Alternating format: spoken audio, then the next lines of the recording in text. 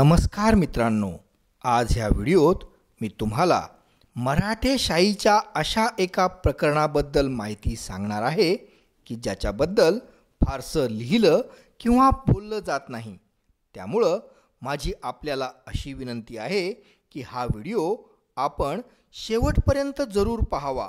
यातून आपल्याला अशा अनेक इतिहासाच्या गोष्टी कळतील की ज्या तुम्ही कदाचित आजवर कधी ऐकलेल्याही नसतील. मराठेशाहीतलं छत्रपतींचं वर्चस्व संपुष्टात येऊन पेशवाईच वरचढ आणि सर्वेसर्वा अर्थात सर्वोच्च शक्ती केंद्र होण्याची अनेक राजकीय आणि सामाजिक तत्कालीन कारणं होती. मित्रांनो, तसं पेशवा हा शब्द मूळचा मराठी शब्द नाही, तो पर्शियन म्हणजे इराणी भाषेतून आपल्याकडं आलाय. महाराष्ट्रात पेशवा हा शब्द पहिल्यांदा वापरला गेल्याचं आढळतं ते साल 1397 साली. तो काळ बहमनी सुलतानशाहीचा होता. बहमनी सुलतानशहांनी प्रधानमंत्र्याला पेशवा असं अधिकृतरित्या म्हणायला सुरुवात केली होती. हा शब्द पेशकश ह्या पर्शियन शब्दावरून आलाय. पेशकश करणारा तो पेशवा अर्थात राज्याच्या किंवा सुलतानाच्या वतीनं सर्वात पुढं राहणारा, नेतृत्व करणारा तो पेशवा. बहमनी सुलतानशाहीनंतर निजामशाही आणि आदिलशाही ह्या राजवटींमध्येही प्रधानमंत्र्याला पेशवा असंच म्हणण्याची वहिवाट पडलेली होती. पेशवा हे राज्यकारभाराच्या दृष्टीनं राजा किंवा सुलतानानंतरचं सर्वोच्च महत्त्वाचं पद बनलेलं होतं. राजा किंवा सुलतान हे पद वंश परंपरागत म्हणजे राजाचाच मुलगा राजा होऊ शकायचा, तर पेशवा हे पद मात्र त्या व्यक्तीची योग्यता पाहूनच मग त्याला बहाल केलं जायचं. जर इतिहासाकडं आपण पाहिलं तर आपल्या असं लक्षात येईल की जेव्हा जेव्हा राजा किंवा सुलतान हा अतिशय ताकदवान आणि कर्तृत्वशाली असतो तेव्हा त्याचा प्रधान आणि इतर अधिकारी मंत्री दुय्यम म्हणूनच काम करतात, योग्यतेनं काम करतात. पण जर का राजा म्हणजे मध्यवर्ती सत्ता कमजोर असली किंवा राजा अल्पवयीन असला तर मात्र प्रधानमंत्री किंवा पेशवा हेच खऱ्या अर्थानं सत्ता उपभोगत असतात. ते राजावरही शिरजोर होतात. तसं मित्रांनो, सत्तेची भूक ही प्रत्येकालाच असते.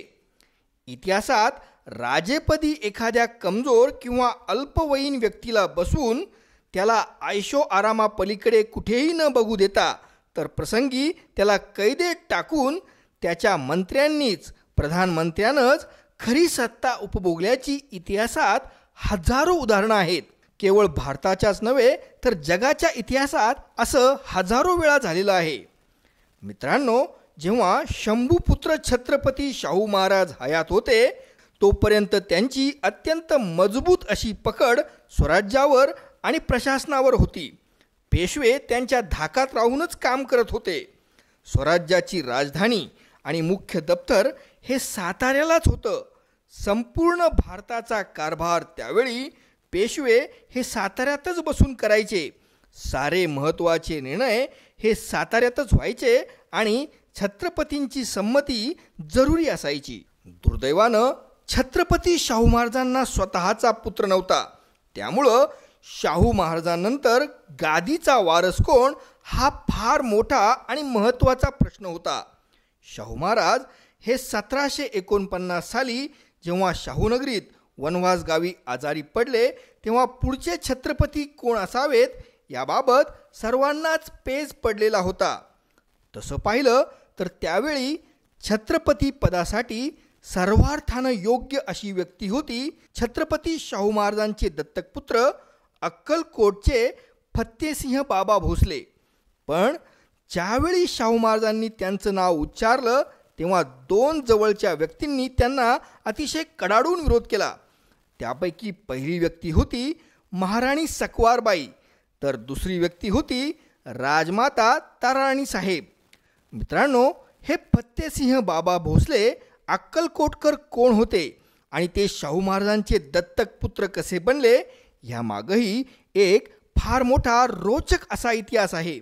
त्याबद्दल अगोदरच मी एक व्हिडिओ बनवून ह्याच चॅनलवर अपलोड केलेला आहे. त्या व्हिडिओची लिंकही मी ह्या व्हिडिओच्या डिस्क्रिप्शन बॉक्समध्ये दिलेली आहे. आपण तो व्हिडिओ जरूर पाहावा.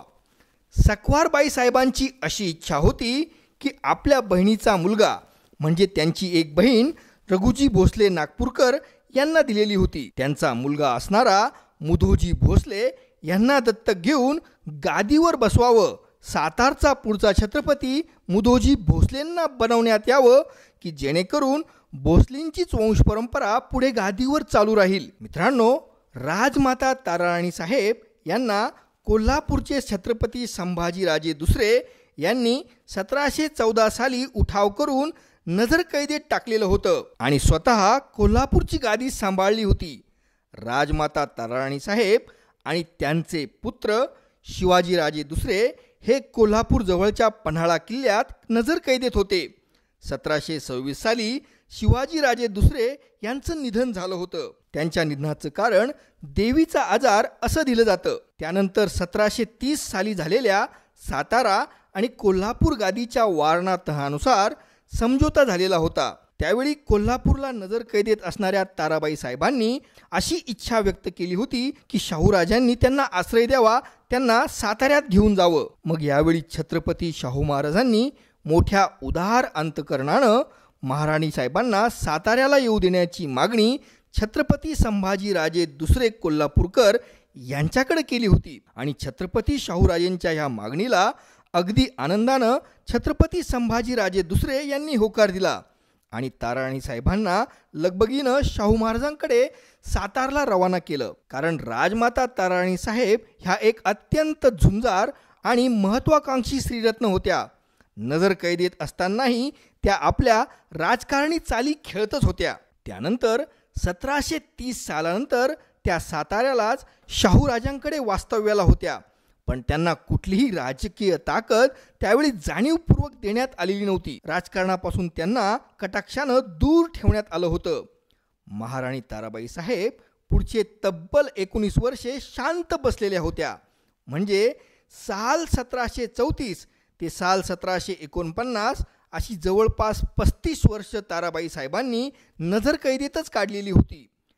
ज्यावेळी छत्रपती शाहूराजे अंथरुणाला खिळले त्यावेळी मात्र राजमाता ताराराणी साहेबांनी एका मोठ्या रहस्याचे उद्घाटन केले की जे ऐकून सारी मराठीशाही आश्चर्यानं दंग झाली, थक्क झाली. बऱ्याच जणांचा तर ह्या कथेवर विश्वासही बसला नव्हता.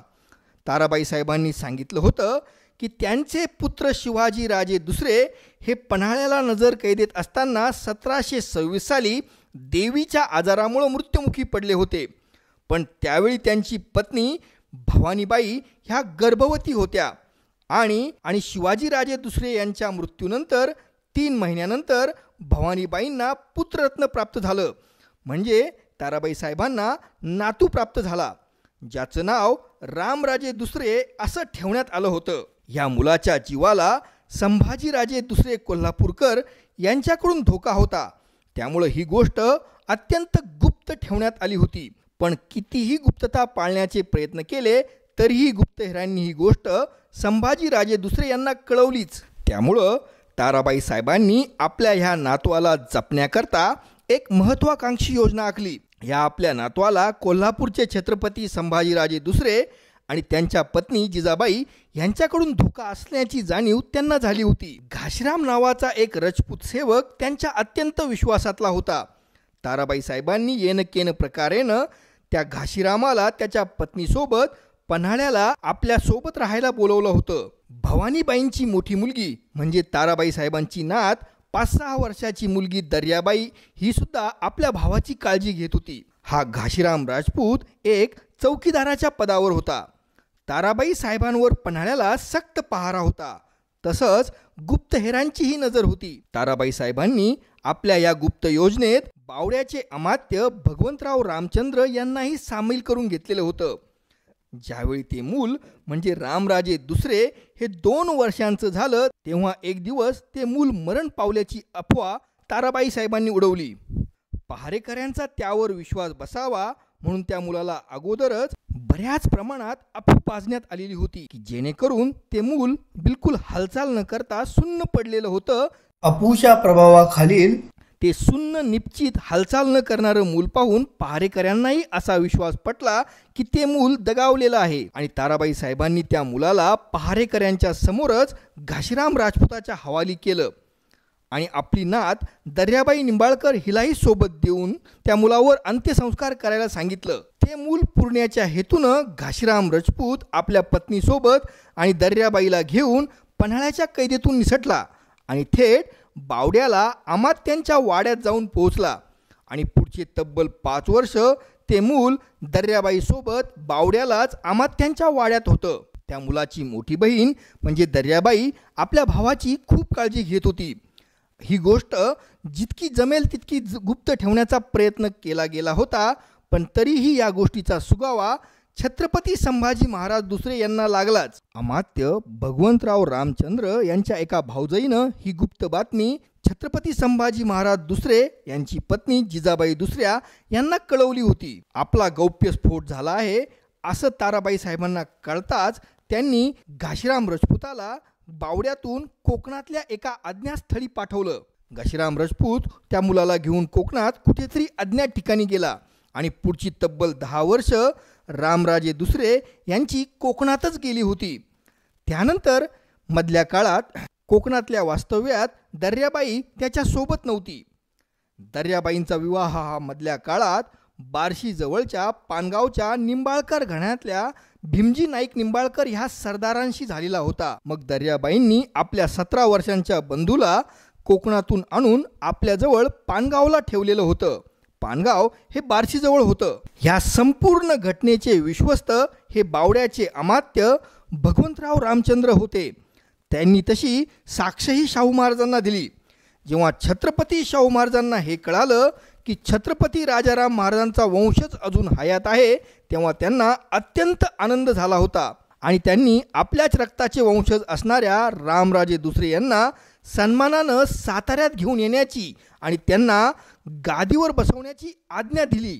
परंतु सकवारबाई साहेबांनी ह्या कहाणीला ताराबाई साहेबांनी रचलेली एक भाकड कथा म्हणून हिणवलं आणि ह्या गोष्टीला अत्यंत कडाडून विरोध केला. त्यामुळेच मित्रांनो, मुदोजी भोसले आणि रामराजे भोसले दुसरे यांच्या तुलनेत अक्कलकोटचे फतेहसिंह बाबा भोसले यांचं नाव मात्र पिछाडीवर पडलं.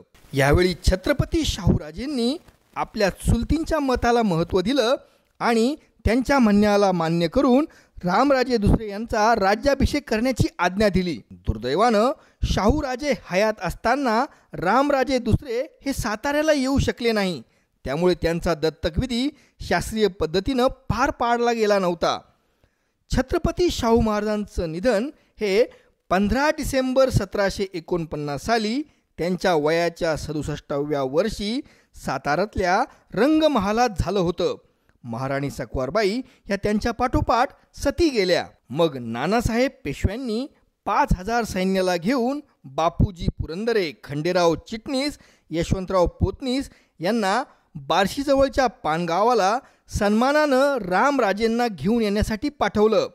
दर्याबाई निंबाळकर ह्या आपल्या बंधूंना म्हणजे रामराजे दुसरे यांना घेऊन साताऱ्याकडे निघाल्या.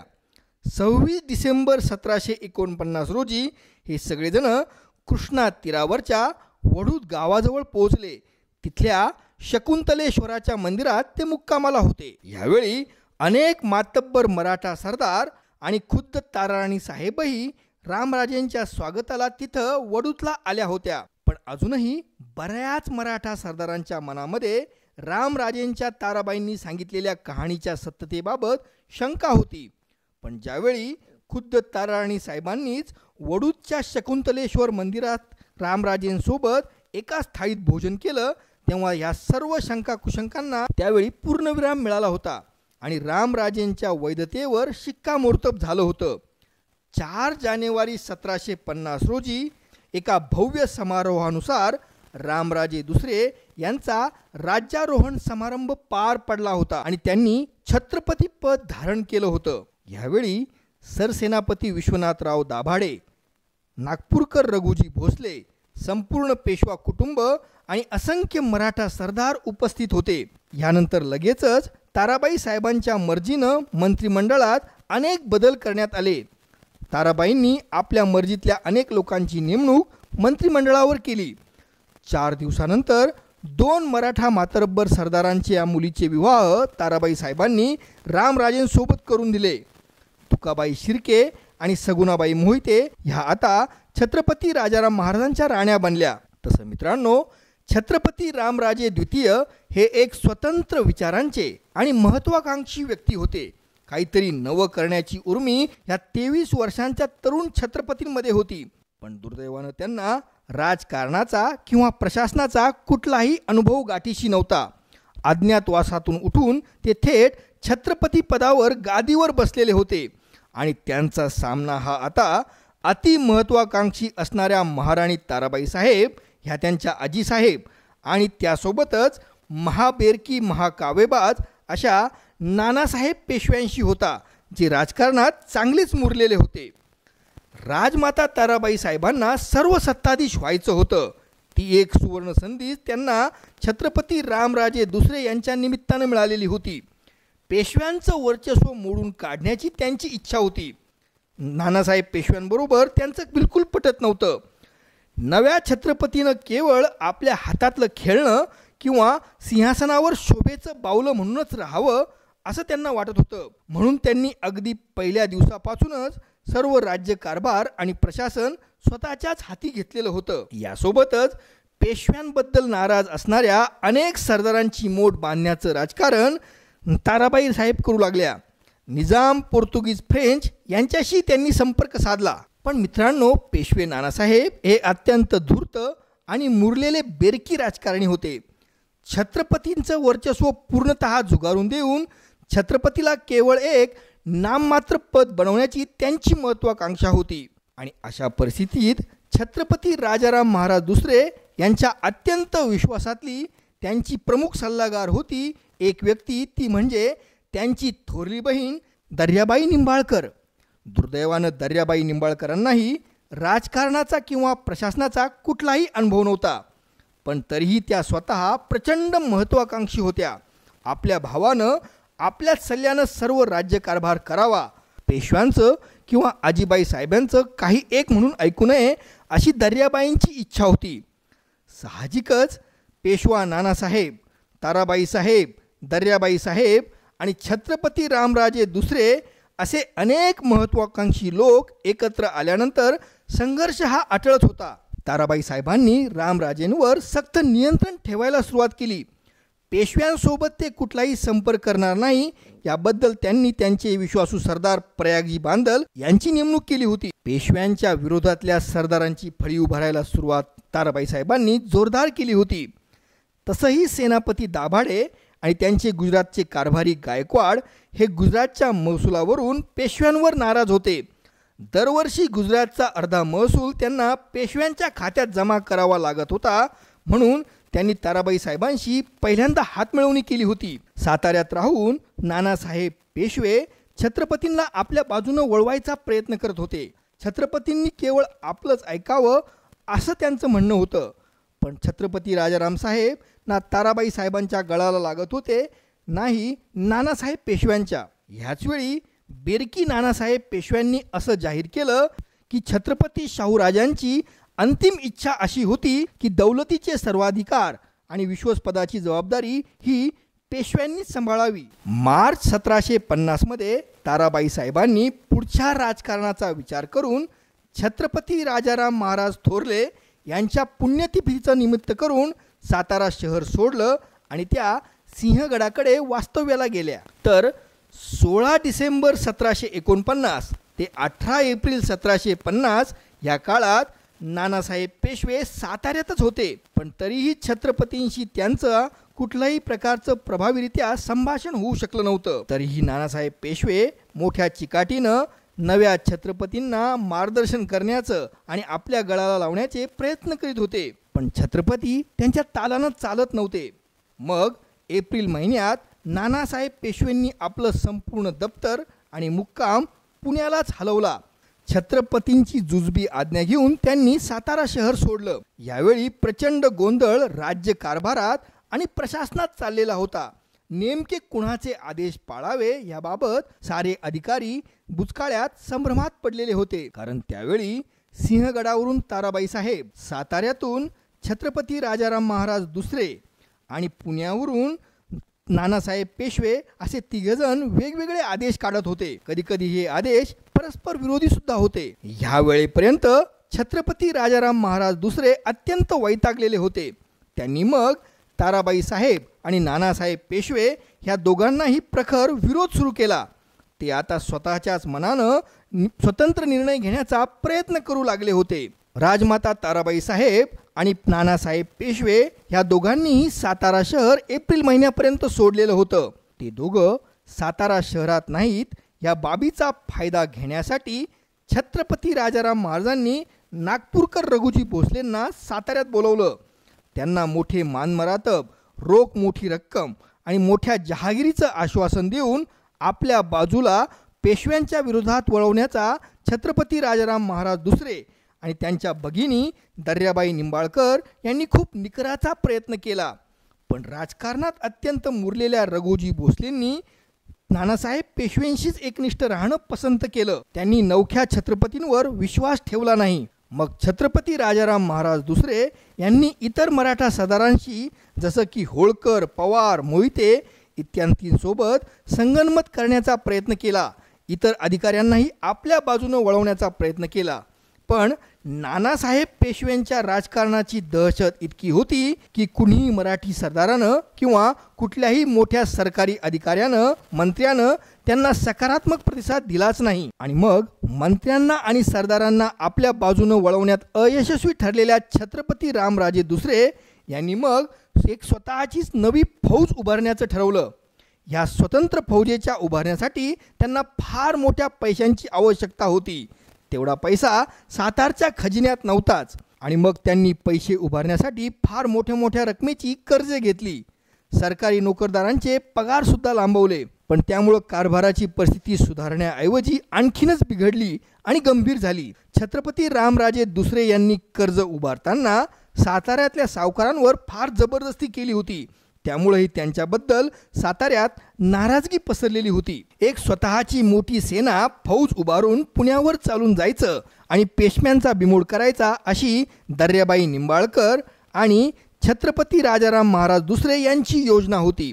पण मराठा सरदारांचा थंड प्रतिसाद आणि पैशांची प्रचंड अडचण त्यामुळे ही योजना पूर्णतः बारगळली. पेशव्यांचे साताऱ्यातले प्रतिनिधी आणि पेरलेले गुप्तहेर पुण्याला याबाबत सगळी बित्तम बातमी कळवत होते. धूर्त राजकारणी असणारे नानासाहेब पेशवे शांतपणे वाट पाहत होते.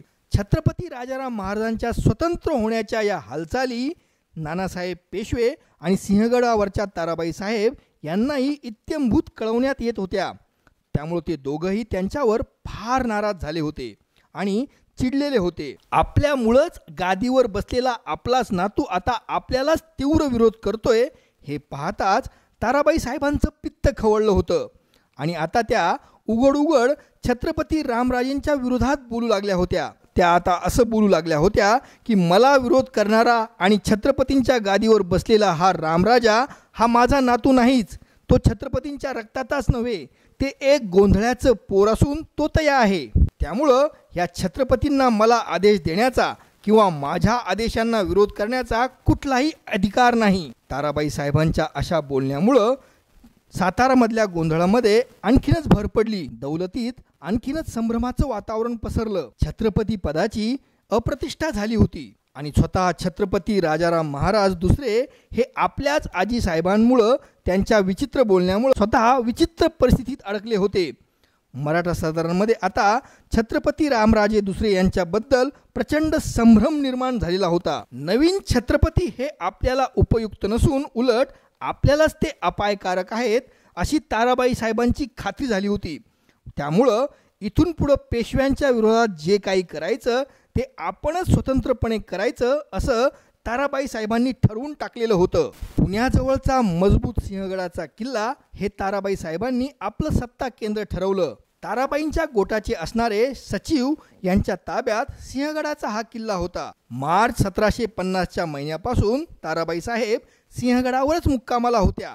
तिथूनच आपल्या राजकारणी चाली खेळत होत्या.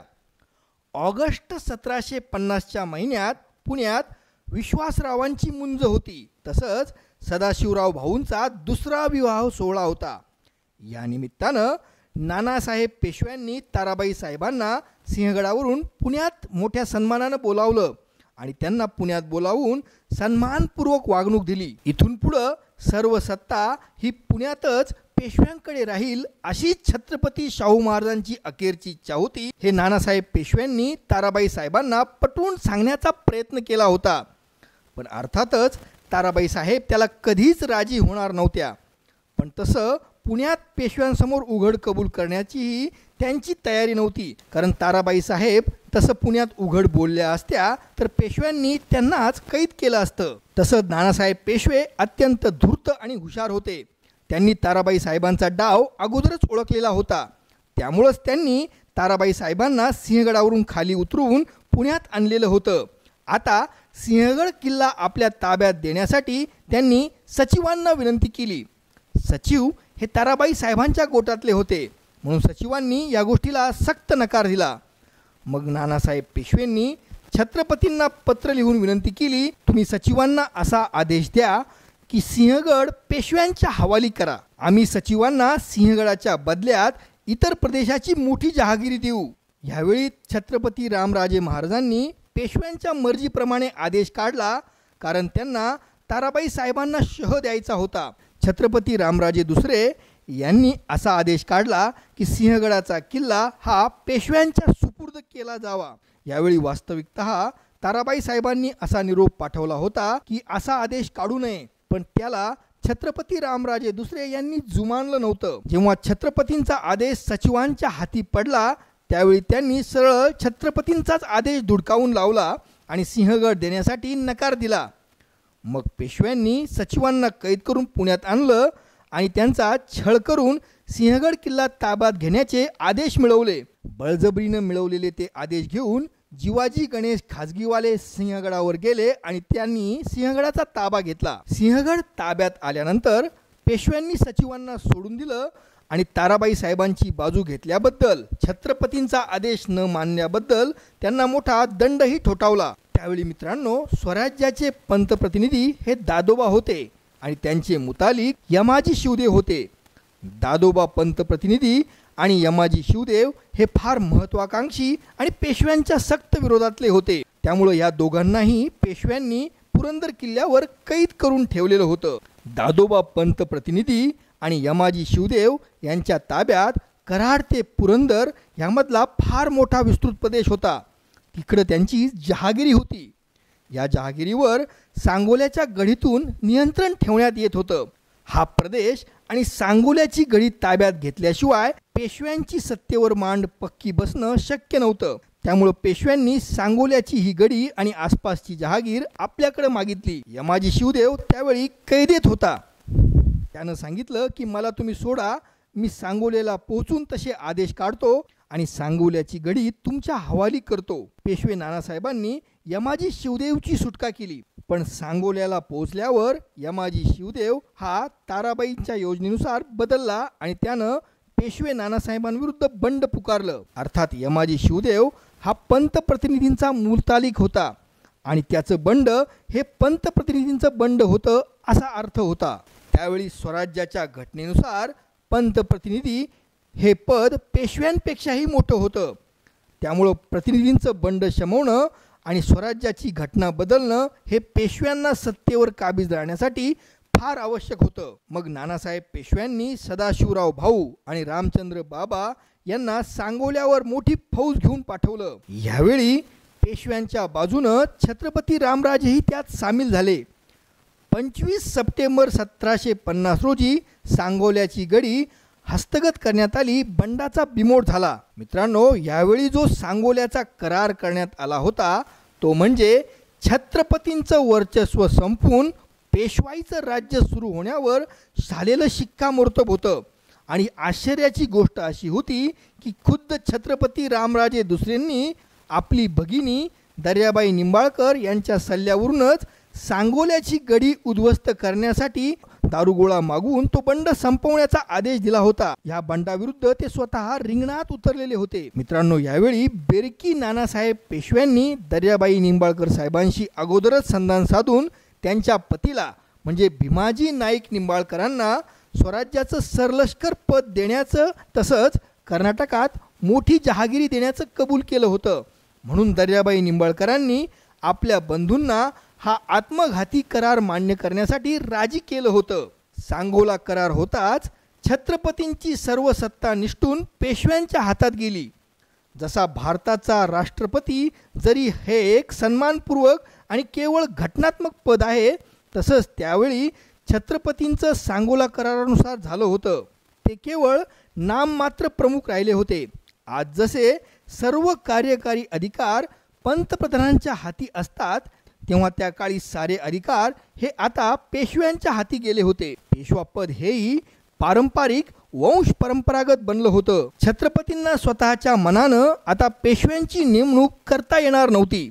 स्वराज्याची राजधानी साताऱ्यावरून हलवून पुणे ही आता अधिकृत नवी राजधानी झाली. छत्रपतींना पेशव्यांनी बांधील रक्कम पूर्वीप्रमाणेच खाजगी खर्चासाठी चालू ठेवायचं असं ठरलेलं होतं. आता छत्रपतींचे अधिकार इथपर्यंतच राहिले की पेशव्यांच्या प्रत्येक निर्णयावर त्यांनी केवळ शिक्कामोर्तब करायचं.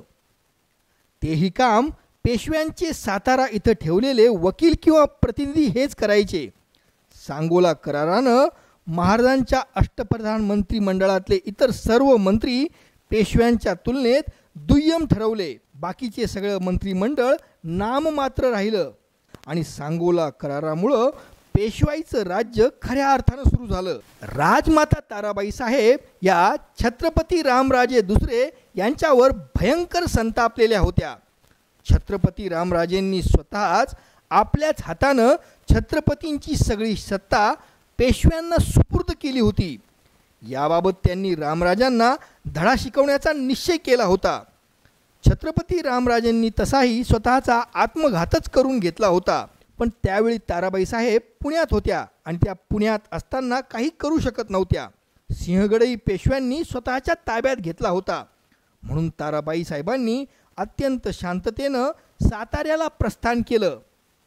ऑक्टोबर 1750च्या महिन्यात त्या साताऱ्याला निघाल्या आणि 29 ऑक्टोबर 1750 रोजी त्या साताऱ्यात पोहोचल्या. साताऱ्याच्या अजिंक्य ताऱ्याचा किल्लेदार शेख मिरान हा ताराबाईंच्या गोटातला आणि खास विश्वासातला माणूस होता. शेख मिराननं सातारा किल्ल्याची चांगली भक्कम तटबंदी केली होती. 17 नोव्हेंबरला छत्रपती रामराजे सांगोल्यावरून निघून साताऱ्याला राजधानीत शाहूनगरीला पोहोचले. यावेळी राजमाता ताराबाई साहेबांनी रामराजेंना आपल्या बाजूनं वळवण्याचे खूप प्रयत्न केले. पेशव्यांच्या विरुद्ध पुन्हा एकदा एक मोठं बंड करून पेशवाई उलथवण्यासाठी मोठी योजना ताराबाई साहेबांनी बनवलेली होती. मग ताराबाई साहेबांनी रामराजेला आपल्या भेटीला बोलवलं. सांगोला करार मान्य केल्याबद्दल त्यांनी छत्रपतींची निंदा आणि कान उघाडणी केली. आता आम्ही सांगतो त्याप्रमाणे वागा आणि पेशव्यांशी सर्व नाती तोडून टाका. पेशव्यांच्या विरुद्ध तुम्ही आदेश काढा असं त्यांनी रामराजेंना बजावलं. दाभाडे, गायकवाड, सचिव, प्रतिनिधी, आंग्रे, निजाम, कोल्हापूरकर, संभाजीराजे आणि इतर नाराज मराठा सरदारांची मोठ आता आपण एकत्र बांधून पेशवाई अजूनही उलथून लावू शकतो असं त्यांनी छत्रपती रामराजेंना समजावण्याचा प्रयत्न केला. पण यावेळेपर्यंत छत्रपती रामराजे दुसरे यांचं मनोधैर्य पूर्णतः खचलेलं होतं. त्यांची थोरली बहीण दर्याबाई निंबाळकर अगोदरच नानासाहेब पेशव्यांना सामील झालेली होती. पेशव्यांना विरोध करण्याची हिंमत आता छत्रपती रामराजे दुसरे यांच्यामध्ये उरलेली नव्हती. तसंच त्यांचा ताराबाई साहेबांवरही बिलकुल विश्वास राहिलेला नव्हता. ताराबाई साहेबांनीच त्यांना या अगोदर गोंधळ्याचं पोर म्हणून किंवा तोतया म्हणून हिणवलेलं होतं. त्यांनी ताराबाई साहेबांच्या योजनेला बिलकुल पाठिंबा दिला नाही. ते निष्क्रिय राहिले. मग चिडलेल्या ताराबाई साहेबांनी रामराजेंना कैद करण्याची योजना बनवली. पेशव्यांच्या साताऱ्यातल्या गुप्तहेरांनी लगोलग छत्रपती रामराजेंना या योजनेची कल्पना दिली. ताराबाई साहेबांनी रामराजेंना चंपाषष्ठीच्या पूजेला येण्यासाठी अजिंक्य ताऱ्यावर आमंत्रण दिलं होतं. ते स्वीकारून महाराज अजिंक्य तारा किल्ल्यात जाणार होते. छत्रपती राजाराम महाराज दुसरे यांनी अजिंक्य ताऱ्यावर जाऊ नये असं पेशव्यांच्या साताऱ्यातल्या प्रतिनिधींनी त्यांना सांगितलं होतं. तरी ताराबाई साहेबांच्या गोड बोलण्याला भुलून ते किल्ल्यात जातील असं वाटल्यानं त्यांच्यावर काही पहारेकरी सुद्धा पेशव्यांच्या प्रतिनिधींना नेमले होते. पण छत्रपती रामराजे दुसरे हे त्या सर्व पहारेकऱ्यांना चुकांडी देऊन आपल्या आजीसाहेबांना भेटायला अजिंक्य तारा किल्ल्यावर गेले आणि मग ताराबाई साहेबांनी त्यांना कैद करून घेतलं. तो दिवस होता 22 नोव्हेंबर 1750. यानंतर 1751 साली म्हणजे थोड्याच काळानंतर रघुनाथराव पेशवे हे उत्तर भारताच्या मोहिमेवर होते, तर नानासाहेब पेशवे औरंगाबादच्या मोहिमेवर होते. हा मोका साधून ताराबाई साहेबांनी पेशव्यांविरुद्ध फार मोठा उठाव केला. संपूर्ण पेशवाई उलथवून टाकायची अशी त्यांची महत्त्वाकांक्षा होती. मग ताराबाई साहेबांनी स्वतःच कैद केलेल्या छत्रपती रामराजेंच्या नावानं पेशव्यांच्या विरोधात आदेश काढले. त्यांना साथ देत गुजरातहून दमाजी गायकवाड 15,000ची मोठी फौज घेऊन साताऱ्याकडे निघाले होते. वाटेत येताना त्यांनी खानदेश जिंकले आणि इतर अनेक प्रदेश जिंकले. नौदल प्रमुख तुळाजी आंग्रे यांनीही यावेळी ताराबाई साहेबांच्या बाजूनं उडी घेत पेशव्यांविरुद्ध बंड पुकारलं. संपूर्ण कोकण पट्टीत बंड झालं. हैदराबादच्या निजामानंही ताराबाईंना आतून मदत पाठवली. गंगाजी पवार हेही त्यांना सामील झाले. पोर्तुगीज, फ्रेंच, यमाजी शिवदेव, चमनाजी नारायण सचिव, बाबूजी नाईक बारामतीकर हेही ताराबाई साहेबांच्या बाजूनं युद्धात उतरले. यावेळी ताराबाई साहेबांच्या गोटानं चांगलीच आघाडी घेतली होती. यावेळी ताराबाई साहेबांनी संपूर्ण शहर दमाजी गायकवाडांच्या मदतीनं पूर्णपणे ताब्यात घेतलं होतं. पुण्याच्या आसपासचा सर्व परिसरही त्यांनी जिंकून घेतला होता. पेशवाई आता उलथूनच पडेल की काय अशी भीती निर्माण झालेली होती. सुरुवातीला पेशव्यांची पिछेहाट जरूर झाली, पण नानासाहेब पेशव्यांच्या महाबैरकी राजकारणी चाली आणि त्यांच्या कावेबाज लष्करी चाली सर्वांवर भारी ठरल्या. नानासाहेब पेशव्यांनी सर्वप्रथम कोकणातून घाटावर येणारे सगळे घाटरस्ते अडवून धरले. नाना पुरंदरे, मानाजी पायगुडे आणि बापू बाजी रेखरेकर, शंकराजी फडके यांनी कोकणातले सगळे रस्ते अडवून आंग्रे आणि गायकवाडांच्या फौजेची ताटातूट केली. तसंच वेगवेगळ्या मराठी सरदारांना वेगवेगळं गाठून एक पाडून त्यांच्याशी वेगवेगळे करार करून त्यांना आपल्या बाजूनं वळवण्यात आलं. प्रतिनिधीसोबत गुप्त करार करून त्यांना युद्धातून बाजूला काढण्यात आलं. यावेळी इतर सरदारही हळूहळू पेशव्यांनी आपल्या बाजूनं वळवायला सुरुवात केली. यावेळी ताराबाई साहेबांच्या वतीनं सर्वात शर्थीनं लढत होते ते दमाजी गायकवाड. साताऱ्याजवळच्या निंब येथल्या लढाईत दमाजींनी 15,000च्या फौजेच्या मदतीनं सरदार बळवंतराव मेहेंदळे आणि बापूजी बाजी रेठरेकरांच्या 20,000 फौजेला हरवलेलं होतं. पण नंतर मात्र या दोघांनी वेण्णा नदीच्या काठावर तळ ठोकून बसलेल्या दमाजी गायकवाडांच्या फौजेवर चहूबाजूंनी येऊन हल्ला केला. ह्याच वेळेस औरंगाबादची मोहीम आटोपून आलेली नानासाहेब पेशव्यांची फौजही त्यांना येऊन मिळाली. त्यामुळं खूप मोठी फौज समोर आल्यानं दमाजी गायकवाडांना शरणागती पत्करावी लागली. दामाजी गायकवाडांना कैद करण्यात आलं. त्यासोबतच तळेगावच्या सेनापती दाभाडेंच्या कुटुंबियांनाही कैद करून पुण्यात ठेवण्यात आलं. पुढं गायकवाडांना लोहगडला कैदेत पाठवण्यात आलं आणि त्यांच्यावर सांगोला करार मांडण्याची तसेच दाभाडेंपासून पूर्णतः फारकत घेण्यासाठी प्रचंड दबाव पेशव्यांनी आणला. शेवटी पेशव्यांच्या दबावाला बळी पडून दमाजी गायकवाडांनी पेशव्यांसोबत मार्च 1752ला करार केला. बाकीच्या सर्व बंडखोरांसोबतही पेशव्यांनी विविध वाटाघाटी किंवा लष्करी बळानं शांतता प्रस्थापित करण्यात यश मिळवलं. सर्व बंडखोर एक एक करून शांत झाले. मग शेवटी ताराबाई साहेबांनाही ह्या गोष्टीची जाणीव झाली की पेशवे म्हणजे आता सर्व शक्तिमान झालेले आहेत. त्यांच्याशी लढून आपण जिंकू कधीही शकत नाही. आणि मग शेवटी 14 सप्टेंबर 1752 रोजी त्यांनी स्वतःहून नानासाहेब पेशव्यांची जेजुरी इथं भेट घेतली आणि त्यांच्याशी एक समझोता केला. ह्यावेळी ताराबाई साहेबांनी जाहीर केलं की छत्रपती रामराजे द्वितीय हे आपले नातू नाहीत, ते छत्रपतींच्या रक्ताचे नाहीत, तर ते एक गोंधळ्याचं पोर आहे. त्यामुळं त्यांना पदावरून काढून कोल्हापूरच्या संभाजीराजेंना सातारच्या गादीवर बसवण्यात यावं. अर्थातच ही मागणी नानासाहेब पेशव्यांनी मान्य केली नाही. तसंच कोल्हापूरकर संभाजीराजेंनीही सातारच्या गादीवर बसण्यासाठी साफ नकार दिला. पण रामराजे दुसरे हे मात्र ताराबाई साहेबांच्याच कैदेत राहिले. त्यांना जीवे मारण्यात येऊ नये असंही जेजुरीच्या समझोत्यात ठरलेलं होतं. पेशव्यांच्या ताब्यातून छत्रपती पदाचे जे काही अधिकार उरले सुरलेले होते ते सर्व आता ताराबाई साहेबच वापरत होत्या. जमेल तितकं राजकारण पुढेही त्या करतच होत्या. 17 डिसेंबर 1761 साली ताराबाई साहेबांचा मृत्यू झाला. तोपर्यंत रामराजे त्यांच्या कैदेतच सातारच्या किल्ल्यात होते. यानंतर थोड्या काळासाठी छत्रपती रामराजे दुसरे यांची सुटका झाली होती. पण यानंतर लगेचच नानासाहेब पेशव्यांचाही मृत्यू झाला आणि राघोबा दादा आणि माधवराव ह्या पेशव्यांमध्ये सत्ता संघर्ष होऊ लागला. छत्रपतींचा वापर करण्याचं काम राघोबा दादा आणि काही सरदार करू लागले. म्हणून माधवराव पेशव्यांनी पुन्हा छत्रपती रामराजे दुसरे यांना नजरकैदेत टाकलं आणि पेशवाई पुढं बिनादिक्कत सुरूच राहिली. माधवराव पेशव्यांच्या मृत्यूनंतर नाना फडणवीसांनी पुढे पेशवाईचा राज्यकारभार सांभाळला. तिथं आपलं वर्चस्व प्रस्थापित केलं.